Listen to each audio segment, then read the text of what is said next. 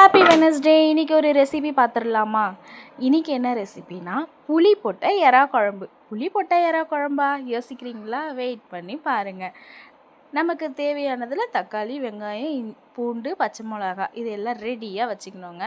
பூண்டு இடித்து வச்சுக்கணும், அப்புறமா இடிச்சிக்கலான்னு விட்டுட்டேங்க. அடுப்பு பற்ற வச்சு ஒரு கடாயில் நல்லெண்ணெய் ஊற்றிக்கணும். நல்லெண்ணெய் ஊற்றிக்கிட்டால் இன்னும் உடம்புக்கு நல்லது தாங்க. நார்மலாக நாங்கள் நல்லெண்ணெய் ஊற்றி செஞ்சால் எங்களுக்கு பிடிக்கும். ஸோ உங்களுக்கு எப்படின்னா எண்ணெய் பிடிக்குமோ அதை ஊற்றி செஞ்சுக்கோங்க. ஸோ நம்ம நல்லா எண்ணெய் காஞ்சதுக்கப்புறம் சோம்பு, கடுகு எல்லாம் கருவேப்பிலை போட்டு நல்லா வதக்கிட்டு வெங்காயம் போட்டு உப்பு, மஞ்சத்தூள் போட்டிங்கன்னா வெங்காயம் சீக்கிரமாக வதங்கிடும். இது எங்களுடைய ட்ரிக்கு. நீங்களும் ட்ரை பண்ணி பாருங்கள். ஸோ தக்காளி நல்லா போட்டு ஒரு 2 தக்காளி எடுத்துக்கோங்க. தக்காளி போட்டு நல்லா வதக்கிட்டே இருக்கணும். அது வதங்கிறதுக்குள்ளே நம்ம பூண்டு இருக்குல்ல, பூண்டு இடித்து போட்டுக்கலாங்க. ஏன்னா இடித்து முன்னாடியே வச்சுட்டா நமக்கு அதில் இருக்கிற சாரெல்லாம் வீணாக போயிடும். ஸோ அதனால் நாங்கள் சமைக்கும் போது இஞ்சி பூண்டை நசுக்கி தான் போடுவோம். ஸோ நீங்களும் அதே மாதிரி ட்ரை பண்ணுங்கள்.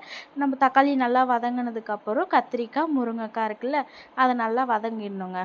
நல்லா மசாலாலாம் இப்போ போடக்கூடாது. மசாலா கொஞ்சம் லேட்டாக தான் போடணும். அதுக்குள்ளேயே கத்திரிக்காய், முருங்கைக்காய் வதங்கிறதுக்குள்ளே அலசி வச்ச எறாவையும் போட்டு நல்லா வதக்கிட்டே இருக்கணுங்க. எண்ணெய் திரிஞ்சு வர ஸ்டேஜில் வெறும் மிளகாத்தூள், காஷ்மீர் மிளகாத்தூள் இது எல்லாமே போட்டு கலரிக்கிட்டே இருக்கணுங்க. மறுபடியும் எண்ணெய் திரிஞ்சு வரும்போது நீங்கள் உங்களுக்கு தேவையான அளவுக்கு தண்ணி ஊற்றி நல்லா கொதிக்க வச்சு நல்லா வெந்துடுவோங்க. உங்களுக்கே தெரியும். மறுபடியும் அந்த நல்லா குழம்பு பபுள்ஸ் எல்லாம் கொதிக்கும் போது நல்லா வெந்துருச்சுன்னு நமக்கு ஒரு ஸ்டேஜ்.